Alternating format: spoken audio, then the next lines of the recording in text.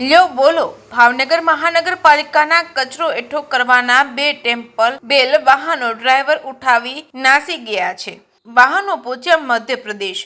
ભાવનગર મહાનગરપાલિકાના 2 ટેમ્પલ બેલ વાહનો ડ્રાઈવર ઉઠાવી નાસી ગયા છે। મનપાના સોલિડ વેસ્ટ વિભાગના કચરો એકઠો કરવાની 2 મિની ટેમ્પા ચાલકો વાહનો લઈને એમપી તરફ લઈને નાસી છૂટ્યા છે। રાત્રિના સમયે બંને વાહનોના ડ્રાઈવર વાહન લઈને નાસી જતા ચકચાર મચી છે। ઘટના મામલે મનપા સોલિડ વેસ્ટ વિભાગ દ્વારા વાહનોની જવાબદારી એજન્સીની હોવાનું જણાવ્યું હતું। સોલિડ વેસ્ટના કોન્ટ્રાક્ટ પર ચાલતા કચરાના બંને વાહનોમાંથી એક ગુજરાત પોલીસે ચેકપોસ્ટ પરથી ઝડપી પાડ્યું હતું, જ્યારે અન્ય વાહન ચાલક મધ્યપ્રદેશ પોતાના વતન ખાતે પહોંચી ગયો હતો। જોકે સમગ્ર ઘટનામાં વાહન ઉઠાવી ગયા અંગેની સોલિડ વેસ્ટ વિભાગ દ્વારા નોટિસ આપી કાર્યવાહી કર્યા બાદ માલુમ પડશે। કે સિંહ ગુજરાતી સાથે હિરેન ભાયાણી, ભાવનગર।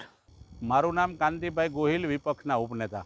મહાનગરપાલિકાનું આજે 5 જમણ થયા અને જે એજન્સી ટેમ્પલ બેલ ચલાવતી હોય, ભાવનગરનો જે સોલિડ વેસ્ટ કહેવાતો હોય, એમનો કચરો લઈ અને અન્ય સ્થળે લઈ જતા હોય, ત્યારે બહારના જે ડ્રાઈવરો હોય છે, આજે એ ડ્રાઈવરો 2 ટેમ્પલ બેલ લઈ અને એમપી સુધી વહી ગયા છે।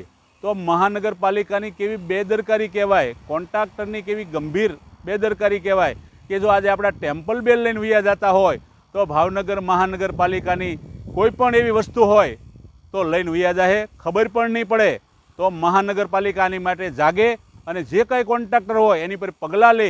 જો આવું બીજી વાર ન બને અને જો આવું આવું બનશે તો ભાવનગરનો એક ઉદાહરણ આપશે કે ભાવનગરની અંદર લોકો ટેમ્પલ બેલ લઈને જો વહી જતા હોય એની પર કડક પગલાં લેવા જોઈએ। એજન્સી હોય તો આવી એજન્સીને પણ બ્લેક લિસ્ટ કરવી જોઈએ।